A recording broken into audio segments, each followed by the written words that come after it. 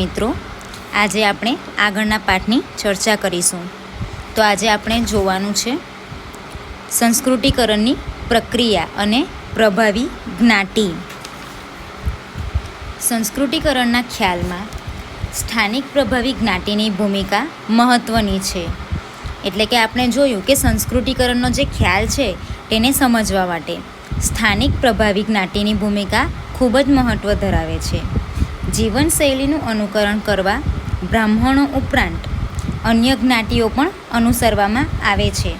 એટલે કે આપણે જોયું કે જીવનશૈલીનું જે અનુકરણ કરવામાં આવે છે તેની અંદર માત્ર બ્રાહ્મણો જ નહીં પણ એના સિવાય જે અન્ય જ્ઞાતિઓ હોય છે તેનું પણ તેમાં અનુસરણ કરવામાં આવે છે. તેની સ્પષ્ટતા કરવા માટે શ્રીનિવાસે 1955માં the social system of major વિલેજમાં સૌપ્રથમ પ્રભાવી જ્ઞાતિનો ખ્યાલ લાગુ કર્યો હતો. એટલે કે જે શ્રીનિવાસની આ પુસ્તક છે તેની અંદર પ્રભાવી જ્ઞાતિનો ખ્યાલ રજૂ કરવામાં આવ્યો હતો. તેમના મતે પ્રભાવી જ્ઞાતિ ગ્રામીણ સામાજિક જીવનને સમજવા તેમજ સંસ્કૃતિકરણની પેટર્ન જોવામાં ઉપયોગી છે. એટલે કે આપણે પ્રભાવી જ્ઞાતિ અને ગ્રામીણ સામાજિક જીવનને સમજવા માટે સાંસ્કૃતિકરણની પેટર્ન એટલે કે તેની રીત આપણે જોવામાં ઉપયોગી બને છે.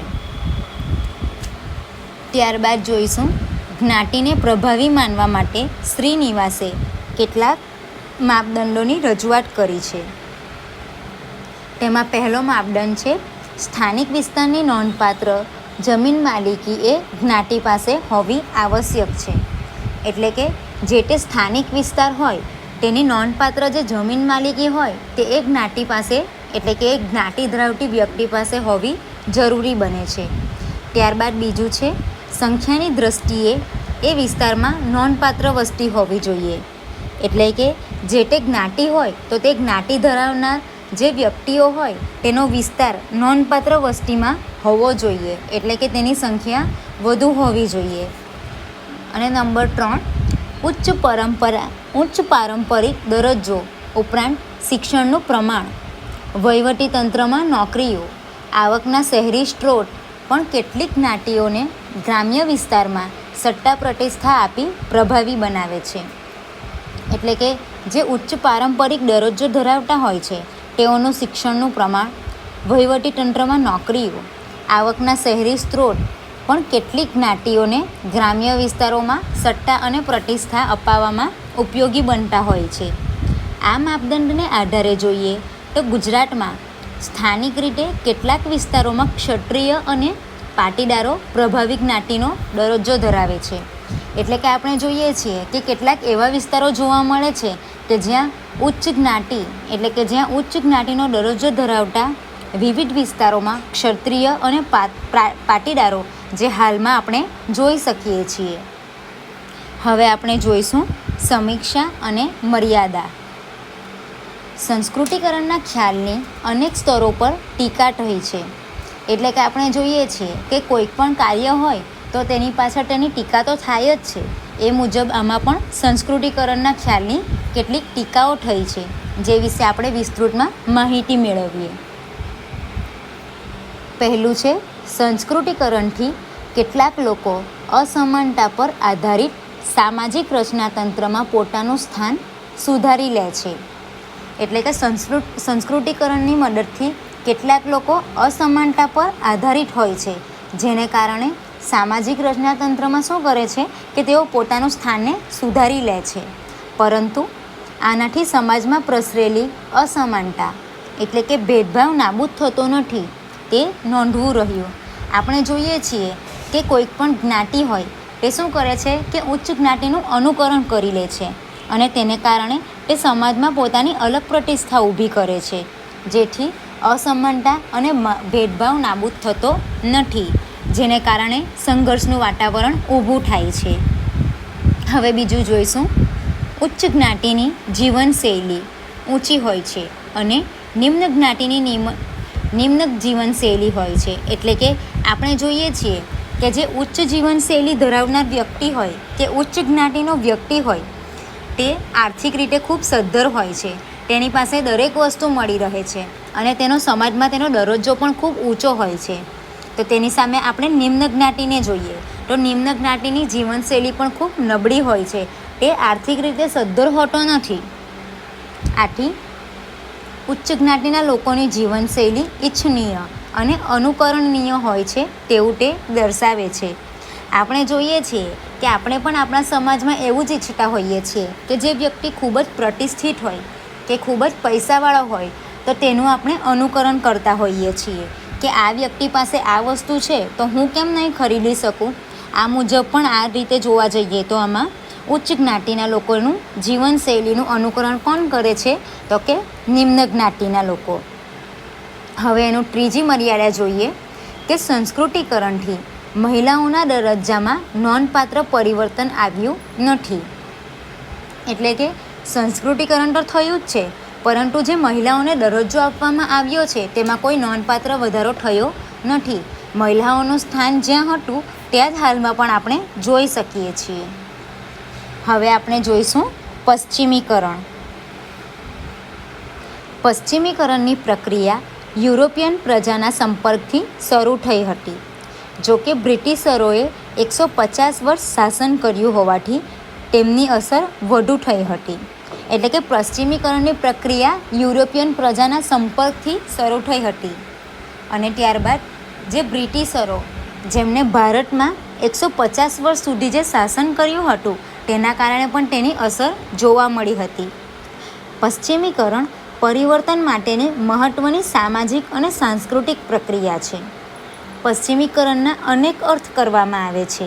તેમાં 3 બાબતોનો સમાવેશ થાય છે. તેમાં પહેલું છે યંત્રવિદ્યા અને વિજ્ઞાન, બીજું છે સંસ્થાઓ, વિચારસરણી અને મૂલ્યો, ત્રીજું છે ચીજવસ્તુ અને ભાષા. આધુનિક ભારતમાં સામાજિક પરિવર્તન પુસ્તકમાં M.N. શ્રીનિવાસના પશ્ચિમીકરણના ખ્યાલને વિગતે સમજાવ્યો છે. મિત્રો, અહીં જે શ્રીનિવાસનું જે પુસ્તક બતાવવામાં આવેલું છે કે આધુનિક ભારતમાં સામાજિક પ્રક્રિયા, જેની અંદર પશ્ચિમીકરણના ખ્યાલને સ્પષ્ટપણે રજૂ કરવામાં આવ્યો છે. આ સંદર્ભમાં તેઓ જણાવે છે કે પશ્ચિમીકરણ એવી પ્રક્રિયા છે જેમાં ભારતમાં 150 વર્ષના બ્રિટિશ રાજને કારણે ભારતીય સમાજ અને સંસ્કૃતિમાં વિવિધ સ્તરે પરિવર્તનો આવ્યા છે. જેમ કે યાંત્રિકી, સંસ્થાકીય, વૈચારિક અને મૂલ્ય સંબંધિત વગેરે.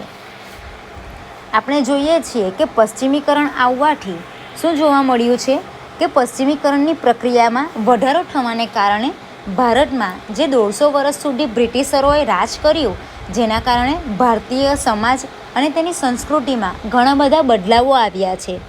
આ બદલાવો એ યાંત્રિક ક્ષેત્રે, એટલે કે આપણે જોઈએ છીએ કે પહેલાંના સમયમાં આપણા દેશમાં માત્ર વ્યક્તિઓ એટલે કે માનવ સંસાધન દ્વારા જ કામ કરવામાં આવતું હતું અને તેઓના શ્રમનો ઉપયોગ કરી તેમને યોગ્ય વેતન ચૂકવવામાં આવતું હતું. પરંતુ જો શ્રમિકોએ વધુ શ્રમ ન ઉઠાવવો પડે એના માટે યંત્રો ઉપસ્થિત કરવામાં આવ્યા.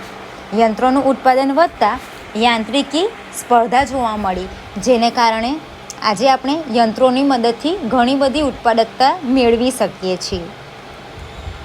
તે જ રીતે સંસ્થાકીય અને વૈચારિક અને મૂલ્ય સંબંધિત પણ પરિવર્તનો જોવા મળે છે. પશ્ચિમીકરણ એક વ્યાપક સંકુલ અને ઘણા સ્તરવાળો ખ્યાલ છે.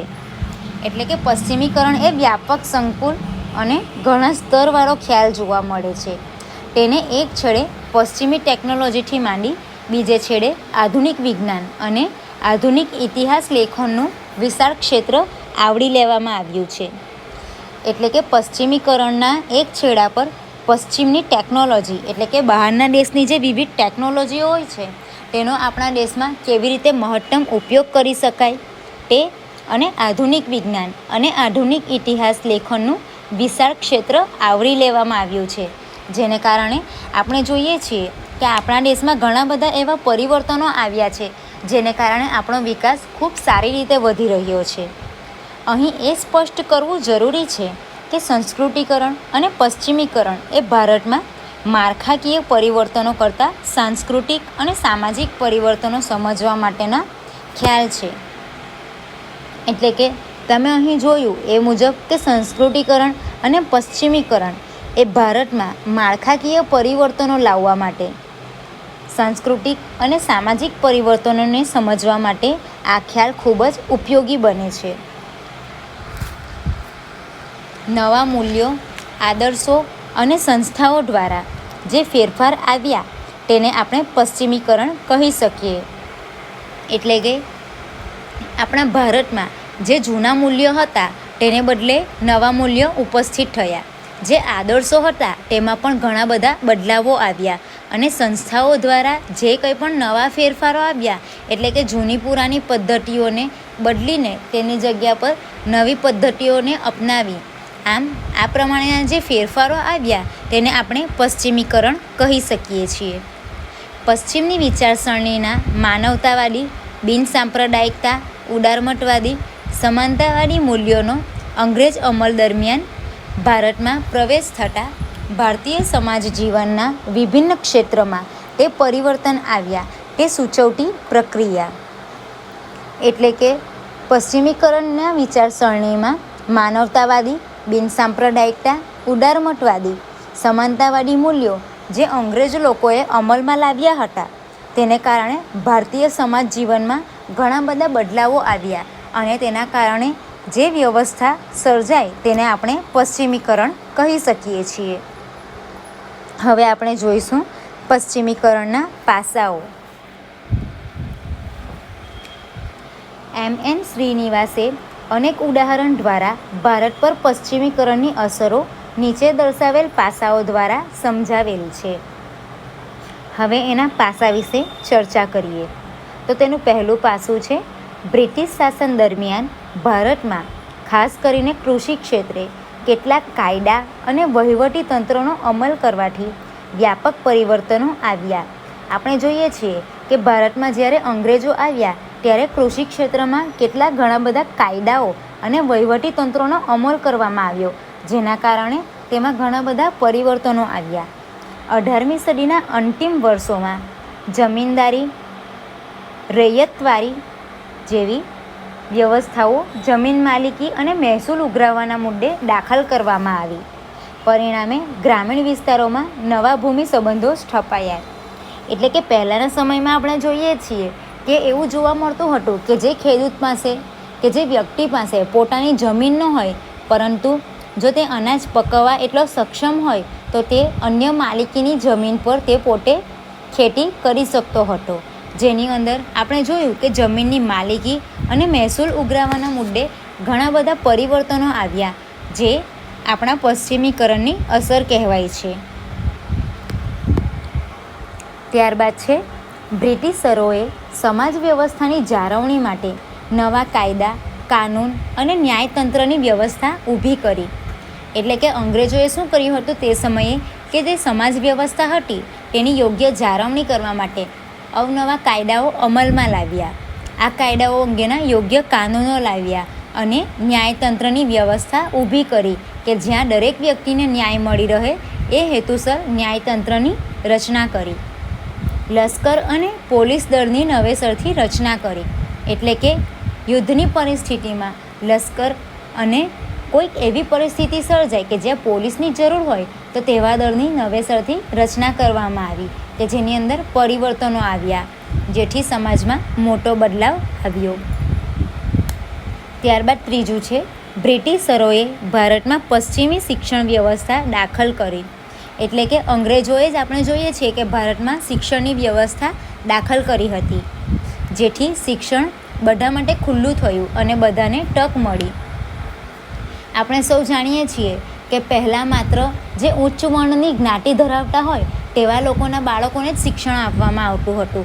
જે નિમ્ન જ્ઞાતિ ધરાવતા બાળકો હોય તેઓને શિક્ષણ આપવામાં આવતું ન હતું જેથી આવા બાળકો શિક્ષણથી વંચિત રહી જતા હતા. પરંતુ જે બ્રિટિશરોએ નવી સમાજ વ્યવસ્થાને ધ્યાનમાં રાખી જે નવી શિક્ષણ વ્યવસ્થા દાખલ કરવામાં આવી તેને અંતર્ગત આપણે જોઈ શકીએ છીએ કે દરેક બાળકને શિક્ષણ મળે અને એ શિક્ષણનો લાભ જે ગરીબ વર્ગ હોય અને જે નિમ્ન વર્ગ હોય તેને પણ મળી રહે એ હેતુથી શિક્ષણની શરૂઆત કરવામાં આવી.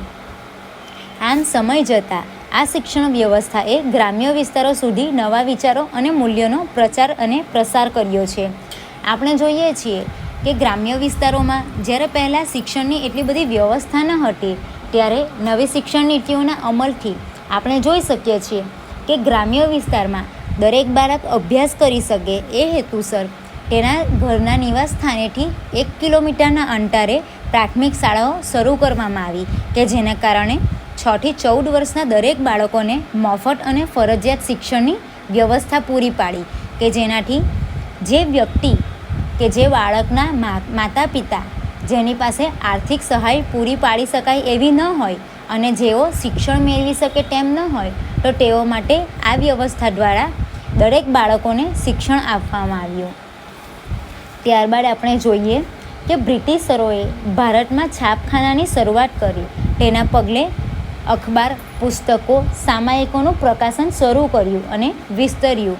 આપણે જોઈએ છીએ મિત્રો કે આપણા ભારતમાં હાલમાં આપણે ઘણા બધા એવા છાપખાના એટલે કે જે ટાઈપિંગનું કામ થાય છે તેમાં અખબારો, પુસ્તકો અને સામાયિકોનું પ્રકાશન બ્રિટિશરો દ્વારા શરૂ કરવામાં આવ્યું હતું અને તેનું વિસ્તરણ પણ ત્યારે જ વધારવામાં આવ્યું હતું. સમાજમાં વિવિધ વર્ગો અને સમૂહોમાંથી વિચારો વ્યક્ત કરવા માટે છાપખાનાએ આધુનિક સગવડો ઊભી કરી. તેને કારણે વૈશ્વિક સ્તરના નવા વિચારો અને મૂલ્યો પ્રચારમાં આવ્યા. મિત્રો, આપણે જાણીએ છીએ કે આપણે સમાચાર કેમ વાંચીએ છીએ? કારણ કે આપણને દેશની રોજબરોજની અવનવી ખબરો મળતી રહે, જેને કારણે દરેક લોકો તેનાથી પરિચિત થાય. નવા વિચારો અને નવા મૂલ્યો વિશે તેઓ જાણે અને તેનું પ્રચાર પ્રસાર થાય તે હેતુથી છાપખાનાની શરૂઆત થઈ અને તેનું વિસ્તરણ પણ હાલમાં ખૂબ જ વધતું આપણે જોઈ શકીએ છીએ. પશ્ચિમીકરણની એક મહત્ત્વની અસરને શ્રીનિવાસે માનવતાવાદના સંદર્ભમાં તપાસે છે. જ્ઞાતિ, આર્થિક પરિસ્થિતિ, ધર્મ, ઉંમર અને જાતિના ભેદભાવ વગર સૌને માટે કલ્યાણનો આદર્શ અને તેની સાથે સમાનતા, સ્વતંત્રતા અને બિનસાંપ્રદાયિકતાના પશ્ચિમી ખ્યાલોએ ભારતમાં માનવતાવાદી વાતાવરણ સર્જવામાં મહત્ત્વની ભૂમિકા ભજવી છે. આપણે જોઈએ છીએ મિત્રો કે જે માનવતાવાદી અભિગમ છે તેની અંદર દરેક જ્ઞાતિ, આર્થિક પરિસ્થિતિ, દરેક ધર્મ, કોઈપણ ઉંમર અને જાતિના ભેદભાવ રાખ્યા વિના સૌના કલ્યાણના હેતુ માટે જે સમાનતા, સ્વતંત્રતા અને બિનસાંપ્રદાયિકતાના પશ્ચિમી ખ્યાલોને ભારતમાં માનવતાવાદી પ્રસારવા માટે ભૂમિકા અગત્યની ગણાય છે. આની અસરરૂપે ભારતમાં ઘણી સામાજિક સુધારણાની પ્રવૃત્તિઓ થઈ. એટલે કે પશ્ચિમીકરણ આવવાને કારણે એવા ઘણા બધા સામાજિક સુધારાઓ થયા કે જેને કારણે આપણે ભારતમાં પરિવર્તન જોઈ શકીએ છીએ.